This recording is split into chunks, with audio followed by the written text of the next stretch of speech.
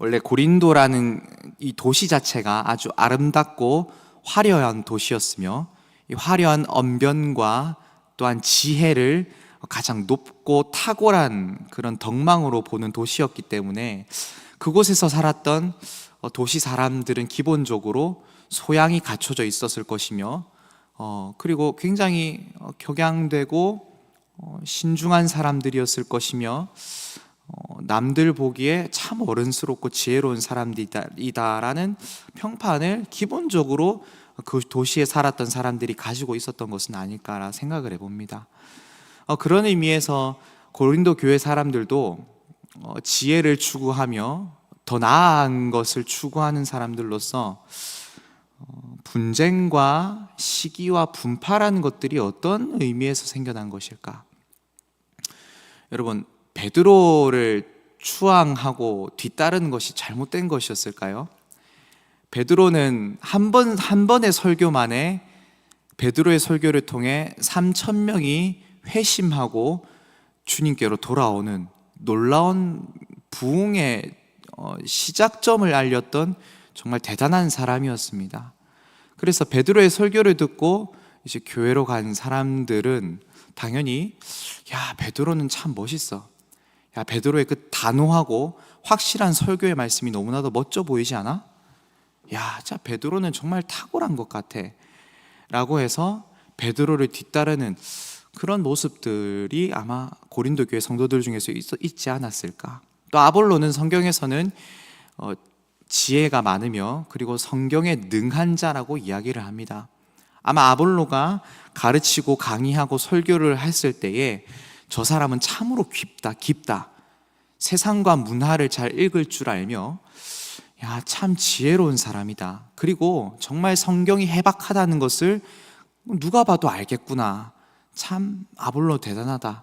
아볼로의 참 설교를 들을 때면, 가르침을 받을 때면, 야, 나도 덩달아 본받고 싶은 모습이 되는구나 라는 생각이 들었을 것입니다.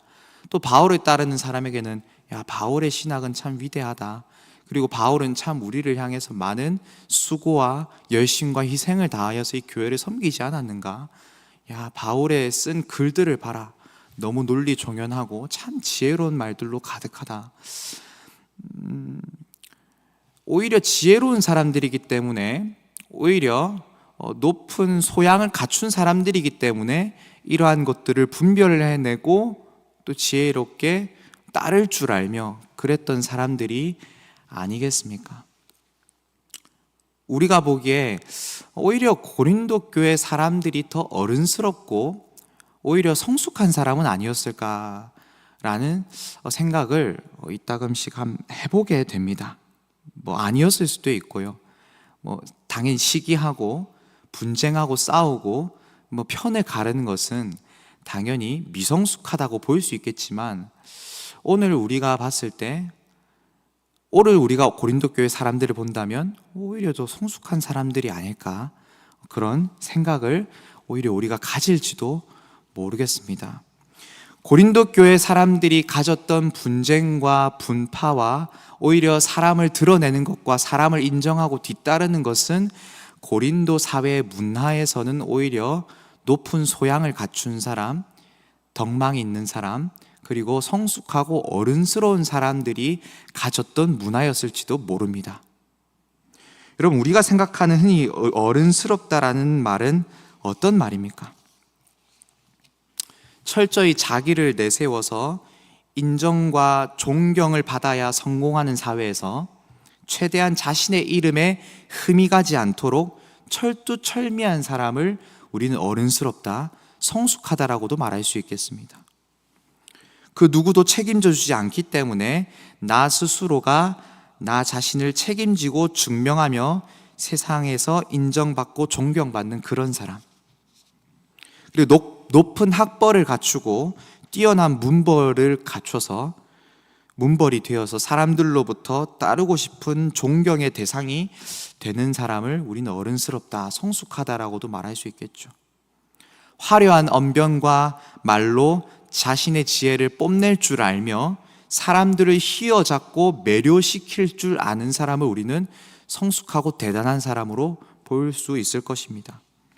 또한 확고한 자신만의 철학을 가지며 자신의 생각과 철학과 가치관이 옳음을 증명하기 위하여 때로는 논쟁과 변증과 비판에 능한 사람이 되는 것. 그래서 때로는 분파를 나눠 논쟁하고 싸우며 그렇게 권력을 쟁취하여 원하는 것을 얻어내어 승리하는 사람, 자기 생각을 철저하게 지켜내는 사람을 우리는 어른스럽다라고 표현할 수 있을지도 모르겠습니다. 사랑하는 성도 여러분, 우리가 생각하는 어른스러움과 성숙함은 무엇입니까? 저는 단편적으로 제가 지금까지 세상에서 바라봤던 어른스러움과 성숙함, 그리고 저에게 그렇게 요구되었던 성숙함은 이러한 것들이었습니다.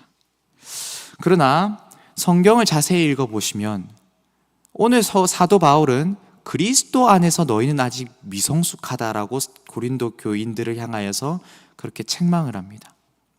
성경을 자세히 읽어보고 성경의 사람이 되어가면 되어갈수록, 그리고 성경에서 말하는 성숙함은 무엇일지를 계속 고민해보면 볼수록, 그러나 그러한 어른스러움과는 다른 어른스러움, 성숙함을 성경에서는 요구하고 있는 것 같았습니다. 그리스도 안에서 오히려 어린아이와 같이 그리스도를 의지할 줄 알며 자신의 연약함을 인정하고 그리스도가 없으면 나는 아무것도 아닙니다. 그리스도가 빠지지 않고 언제나 그리스도를 내세워서 그리스도를 자랑하는 그 사람이 오히려 성숙한 사람이 아닌가, 우리는 성경을 통하여서 알 수 있게 되는 것이죠. 사랑하는 성도 여러분, 우리는 어떤 어른스러움, 어떤 성숙함을 추구하며 살아갑니까?